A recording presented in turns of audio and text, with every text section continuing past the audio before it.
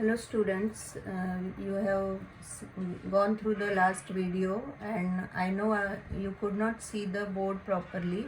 I'm sorry for that, but now I'll be explaining you the notes and later on I will send a PDF of these notes to you. Our first topic is regarding the general properties of the nucleus. Now you know that the nucleus itself was introduced, rather it was discovered by Sir Rutherford, and it was possible because of the gold foil experiment. Through that, not only the nucleus was discovered, but its size also was discovered to be of the order of 10 raised to minus 14 meters. Today we are going to see the properties like nuclear size, then the spin, momentum, all these things. So out of that, let us start with the nuclear size. Actually, you know that the nucleus is supposed to be spherical. So the volume of the sphere is this 4 by 3 pi r cube. So r is, this capital R is the radius of the nucleus. Then it is discovered that this volume, it is known that this volume is proportional to A. What is A? A is the mass number. This is also a constant. So your radius itself is proportional to A raised to 1 by 3, or you can say R cube is proportional to A. So R is proportional to A raised to 1 by 3.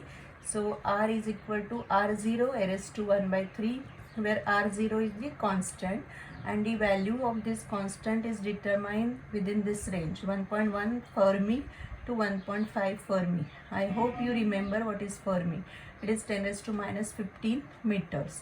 Now the nuclear charge Z is also proportional to the mass number, and because of this concept you can understand that the charge radius is nearly equal to mass radius, means the charge distribution and the mass distribution are similar.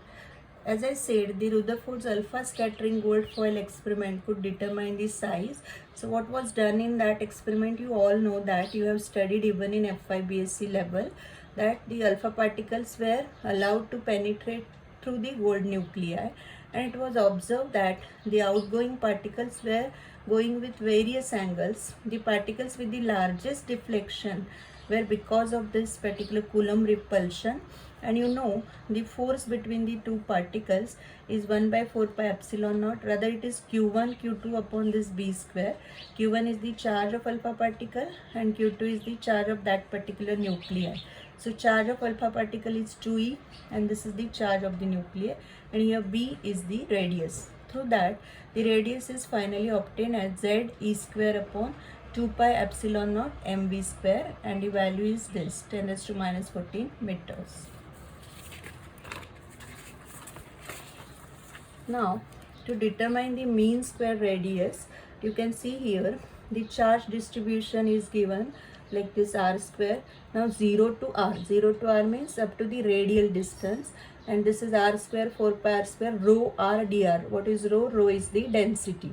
Here it is r square into this term, and here it is the same 4 pi r square term. So finally you get it to be equal to 5 by 3 r square. As I said, rho is the density. Now there are various methods which were utilized to determine the nuclear radius, and out of that, one of the interesting method is this mirror nuclei method. To go through this method, you should first know what are the mirror nuclei. Mirror nuclei, as the name itself indicates, these are the isobars, but the isobars in which Z and N is interchanged. See here, carbon 611 and boron 511 means what? These are the isobars, but here Z is 6. Z is 6 means N is 5, and here Z is 5, so obviously N is 6. So 6 and 5, these are interchanged. Similarly here nitrogen 713 and carbon 613, same thing, Z and N are interchanged. Now when we go through this nuclear reaction, basically you can see that this nitrogen is getting converted into carbon, and what is this? This is beta plus, you know this, and as you go through this particular reaction, this is neutrino. As you go through this reaction, the difference in the Coulomb energies is this 1 by 4 pi epsilon naught 6 Z square upon 5 r.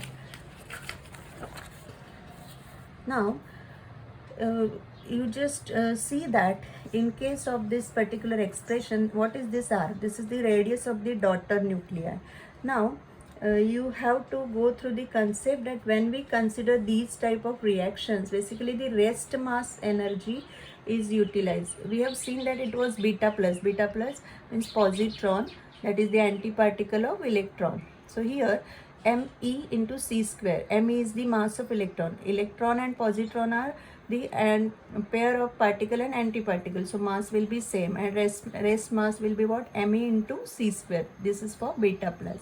Now here you can see that when we go through the difference, that is mn minus mp into c square, this is required value of the energy, and then the total energies will be like this rest mass, then beta particle energy, this difference energy, and this will be equal to this. Finally, through this method, r is estimated to be r0 a raised to 1 by 3 into 10 raised to minus 15 meters, means Fermi. So r0 is this value, and this is the error, plus minus. Now the another property, very interesting property, that is nuclear spin. You all are interested in cricket, and you know what is spinning of a ball. Even in TYBSc we have studied the concept of the spin very well. But now when we want to understand the aspect of the nuclear spin, you should be very clear with the difference between what? The nucleus and the nucleons. Nucleus is the hard nut at the center, which consists of nucleons. Nucleons are what? Protons and neutrons. Now the angular momentum also you have to consider in the particular aspect. You have studied the concept of Zeeman effect, Stark effect, and all that, so you know what is the splitting of the spectral lines. But the splitting at the hyperfine level, that is the H alpha line, see here, H alpha line separation is 1.4 angstrom. So it was studied that these type of splittings are possible to study, and through that the concept of the spin was recognized, that it is only possible if the particular particle has the spin momentum. As I said, spin of the nucleus is the total of the spin of its nucleons. So depending on that, you should go back to the concept of what are fermions and bosons. I hope you remember that fermions are the particles having spin half, and electron, proton, neutron, these are all the fermions. The particles which do not obey the Pauli's exclusion principle are all the bosons. Now here we are not interested in bosons for time being, but just see here the component of spin. It can be either parallel or anti-parallel. When it is parallel, it's plus half h cross, and for anti-parallel it is minus half h cross. Now when we consider all these nucleons together, it is expected to have the resultant spin. Resultant spin you have studied in TYBSc, J, total J. J is the resultant of what? L and S. So either you write it as J or I. It is one and the same. Now here it is written as I. So I is what? Summation over n ln plus summation over n ls, and this is L plus S, means what? The particular total angular momentum and a spin momentum, and the total will be I. This I is under root I into I plus 1 h cross. It is very similar to as L is under root L into L plus 1 h cross, and S is under root S into S plus 1 h cross. What is h cross? H cross is not new to you. It is h upon 2 pi, where h is the Planck's constant. Now the question is, when you consider the nuclei, either the nuclei will be even nuclei or odd nuclei. Depending on that also, the total momentum will be either it will be 0, 1, 2, 3, 4, or it will be half integral multiple. But in the ground state, see, in the ground state, the angular momentum is 0. Always remember this. Now, for the odd nuclei, it is half integral multiple. Odd nuclei, total momentum is half, 3 by 2, 5 by 2, 7 by 2, and so on. But for the even nuclei, it will be like the 0, 1, 2, 3, and so on. So the total angular momentum is obtained from the multiplicity and the spacing of spectral lines. This is the particular concept which we have started with. Now it varies from minus I to plus I, or minus J to plus J. through 0 means 0 also is included. So there will be total 2i plus 1 number of levels or splitted levels. The next property also is very interesting, that is the nuclear magnetic dipole moment. Now if you remember, we have already derived all these things, but now the very interesting constant, that is the Bohr magneton mu b. Mu b is what? H cross by 2me. Now at the place of h cross, if you substitute h upon 2 pi, then it will become eh upon 4 pi me. Value of Bohr magneton is fixed, 9.27 into 10 raised to minus 24 joule per Tesla. It is a universal constant. And this is nuclear magneton, mu n. N stands for nuclear magneton. When we consider the nucleus, see here, instead of electron now, here the proton mass is considered, mp. So the value of this is 5.051 into 10 raised to minus 21 joule per, 27 joule per Tesla. To compare the proton and the electron, proton and the neutron, last time only I told you that proton is very massive, neutron is slightly massive compared to proton. And when we compare electron and proton, see here, mass of proton is 1836 times greater than mass of the electron. So in that concept, when we compare all these nuclear magneton and magnetic moment of proton, then it comes like this. Magnetic moment of proton is 2.7927 nuclear magneton, and magnetic moment of neutron is minus 1.9131 nuclear magneton. When we go for comparison of nuclear magneton and Bohr magneton, you have to substitute the particular expressions and you finally get 1 upon 1836. The same thing we are doing here. Now when the magnetic moment of proton and neutron has to be considered, you see here we have this for proton, this for neutron, both are half in the particular sense. Then the total magnetic moment is given in terms of this is G. G is the gyromagnetic ratio, or it is the Land G factor.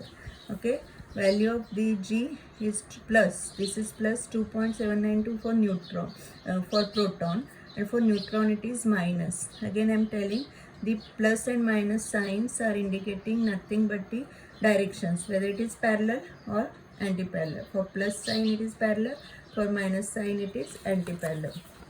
Now we'll see the last part, that is the Rabi's method or the NMR method. For that I'll first show you the schematic. See, this is the particular schematic of Rabi's method or NMR method. This is the oven in which the particular element is kept or the source is kept. These are all the magnetic fields, but this A is the non-uniform magnetic field, C also is the non-uniform magnetic field which is generated in the perpendicular direction through the current, but B is the uniform magnetic field. So initially when the source emits the radiations, means the particles, what happens is the particular non-uniform magnetic field allows the particular particles to move, and this is the slit S1. After passing through the slit S1, here is the uniform magnetic field. Again the non-uniform magnetic field is working. Here the particular particle are passing where the total resultant force is acting on the particles, and finally these particles are bending, getting bent over here and again passing through the another slit S2, and here is the detector. Here the particles are detected. Actually when we go through this, you just go through this and you will realize that at the particular situation when the particles pass through S2, finally detected through the detector, and at the we have the opposite gradients dB by dZ because of A and C, the non-uniform magnetic fields. And finally what happens is the molecules pass through, while passing through the uniform magnetic field, those are quantized and precess. You are very well familiar with the term precessing. Precessing means moving around to change, the particular energy is getting changed, and this precessional frequency and the allowed frequency are equal. In that sense we get the resonance. Resonance means those two frequencies are being equal. So finally it is observed that across the detector the number of particles are decreased, and through those decreased number of particles the precessional frequency is determined. So this is how the magnetic moment also can be determined. Thank you.